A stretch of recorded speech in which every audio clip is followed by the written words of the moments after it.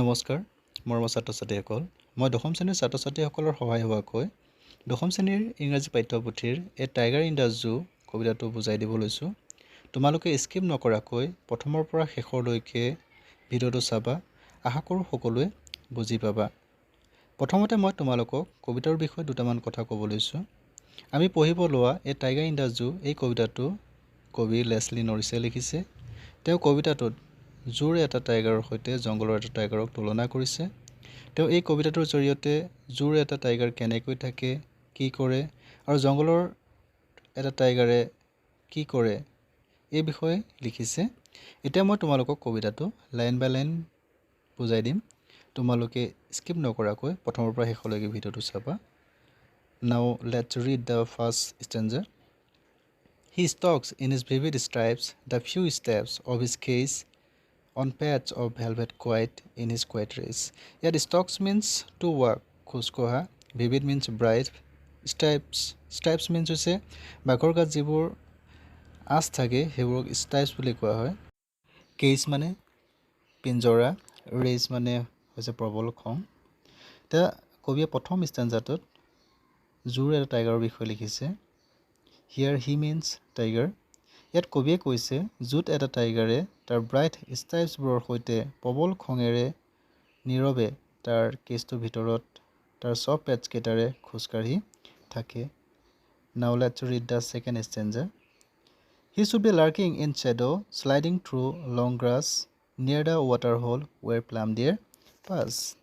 In the second stanza, the poet writes about a tiger in the jungle. কবিয়ে কৈছে যে plum dear পাৰ হৈ যোৱা ৱাটাৰহলৰ কাষৰ দীঘল ঘাঁহনিৰ ছাঁত টাইগাৰটো লুকাই থকা উচিত। অৰ্থাৎ কবিয়ে ক'ব বিচাৰিছে জুত থকা টাইগাৰটো জংঘলত থকা হ'লে ৱাটাৰহলৰ কাষত লুকাই থাকি হৰিণাৰ দৰে ৱাইল্ড এনিমেল চিকাৰ কৰিলে হয়। Now let's read the third stanza.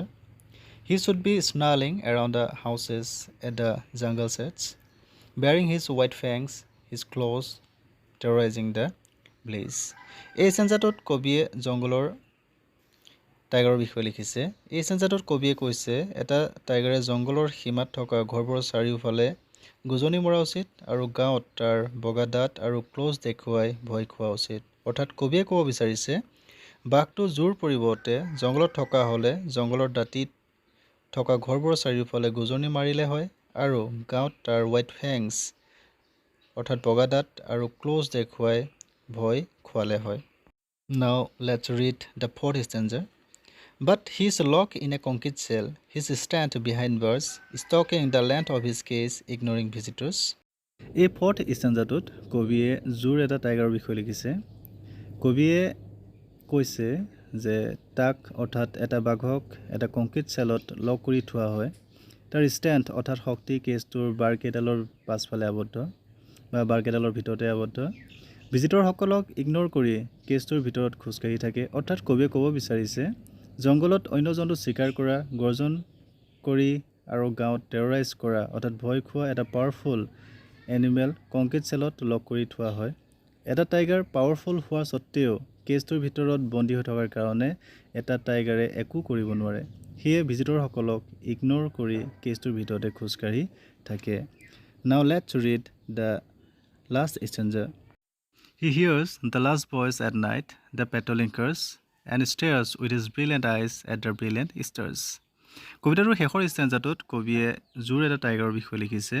কবিয়ে কৈছে জুত এটা টাইগাৰে ৰাতি পেট্ৰলিং কাৰ অৰ্থাৎ পহৰা দিয়া গাড়ীৰ শব্দ শুনি পায় আৰু তাৰ ব্ৰাইট আইজকেইটাৰে ব্ৰাইট ষ্টাৰবোৰ লাগি চাই থাকে।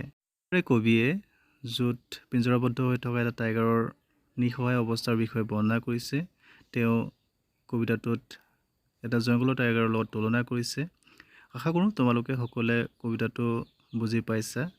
তোমালোকে